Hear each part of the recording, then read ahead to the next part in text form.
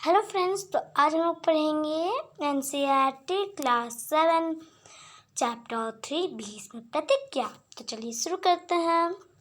तेजस्वी पुत्र को पाकर राजा प्रफुल्लित मन से नगर को लौटे और देवव्रत राजकुमार के पद को सुघोषित करने लगे। 4 वर्ष बीत गए। एक दिन राजा शांतनु यमुना तट की ओर घूमने गए तो वहाँ अप्सरा सी सुंदर एक तरुणी खड़ी दिखाई दी। तरुणी का नाम सत्यवती था। गंगा के वियोग के कारण राजा के मन में जो विराग छाया हुआ था, वह इस तरुणी को देखते ही विलीन हो गया। उस सुंदरी को अपनी पत्नी बनाने की इच्छा उनके मन में बलवती हो उठी और उन्होंने सत्यवती से प्रेम याचना की। सत्यवती बोली, मेरे पिता मल्लाहों के सरदार हैं, पहले उनकी अनुमति ले लीजिए, फिर मैं आपकी पत्नी बनने को तैयार हूँ।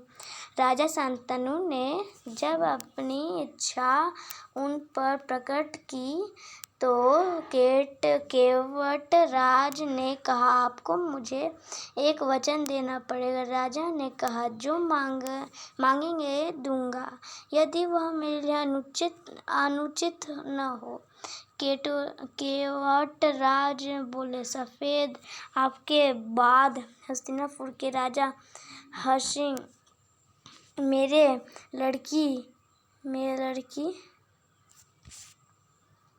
मेरी लड़की का पुत्र बैठेगा। तो देखिए, अब थोड़ी देर के बाद मैं वीडियो अपलोड करूँगा, या फिर इतना ही है मेरे पास, हल्का करके मैं वीडियो अपलोड करते रहूँगा। पर मैं ये वाला पहला पेज कंप्लीट कर दूँ। तो देखिए,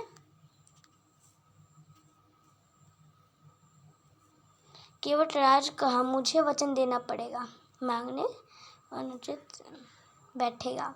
इस बात का आप मुझे वचन दे सकते हैं। केवट राज की शर्तें राजा शांतनु को नागवार लगी। गंगासूत को छोड़कर अन्य किसी को राजगद्दी पर बैठाने की कल्पना तक उनसे न हो सकी। निराशा और उद्विग्न मन से वह नगर की ओर लौटा। किसी से कुछ कह भी न सके, पर चिंता उनके मन को कीड़े की तरह कुतर खाने लगी। तो देखिए चैप्टर। देवव्रत ने देखा कि उसके पिता के मन में कोई न कोई व्यथा समाई हुई है। एक दिन उसने शांतनु से पूछा, पिताजी, संसार का कोई भी सुख ऐसा नहीं है जो आपको प्राप्त न हो, फिर भी इधर कुछ दिनों से आप दुखी दिखाई दे रहे हैं, आपको किस बात की चिंता है? यद्यपि शांतनु ने गोलमोल बातें बताई, फिर भी कुशाग्र बुद्धि देवव्रत को बात समझते देर न लगी। उन्होंने राजा के सारथी से पूछताछ करके उस दिन केवट राज से यमुना नदी के किनारे जो कुछ बातें हुई थी उनका पता लगा लिया। पिताजी ने मन की व्यथा जानकर देवव्रत सीधे केवट राज के पास गए और उनसे कहा कि वह अपनी पुत्र सत्यवती का विवाह महाराज शांतनु से कर दे। केवट राज ने वही शर्त दोहराई जो उन्होंने शांतनु के सामने रखी थी। देवव्रत ने कहा, यदि तुम्हारी आपत्ति का कारण यही है तो मैं वचन देता हूँ कि मैं राज्य का लाभ नहीं करूँगा। सत्यवती का पुत्र ही मेरे पिता के बाद राजा बनेगा। केवट राज इससे संतुष्ट न हुए कि उन्होंने और दूर की सोची। बोले, आर्यपुत्र, इस बात का मुझे पूरा भरोसा है कि आप अपने वचन पर अटल रहेंगे, किंतु आपकी संतान में से मैं वैसी आशा कैसे रख सकता हूँ। आप जैसे वीर का भी पुत्र भी तो वीर ही होगा। बहुत संभव है कि वह मेरे नाती से राज्य छीनने का प्रयत्न करे। इसके लिए आपके पास क्या उत्तर है? तो केवट राज का प्रश्न अप्रत्याशित था। उसे संतुष्ट करने का यही अर्थ हो सकता था कि देवव्रत अपने भविष्य का भी बलिदान कर दे, किंतु पितृभक्त देवव्रत इससे जरा भी विचलित नहीं हुए। गंभीर स्वर में उन्होंने यह कहा, मैं जीवन भर विवाह नहीं करूँगा, अजन्म ब्रह्मचारी रहूँगा, मेरे संतान ही न होगी। अब तो तुम संतुष्ट हो। किसी को आशा न थी कि तरुण कुमारी ऐसी कठोर प्रतिज्ञा करेंगी। देवव्रत ने भयंकर प्रतिज्ञा की थी, इसलिए उस दिन से उनका नाम ही भीष्म पड़ गया।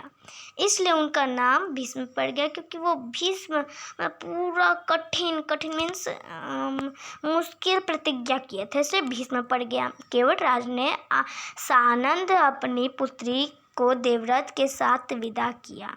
सत्यवती से शांतनु के 2 पुत्र हुए, चित्रांगद और विचित्रवीर्य। शांतनु के देहावसान पर चित्रांगद हस्तिनापुर के सिंहासन पर बैठे और उनके युद्ध में मारे जाने पर विचित्रवीर्य की 2 रानियां थीं, अंबिका और अंबालिका। अंबिका के पुत्र धृतराष्ट्र और अंबालिका के पांडु। धृतराष्ट्र के पुत्र कौरव कहलाए और पांडु के पांडव।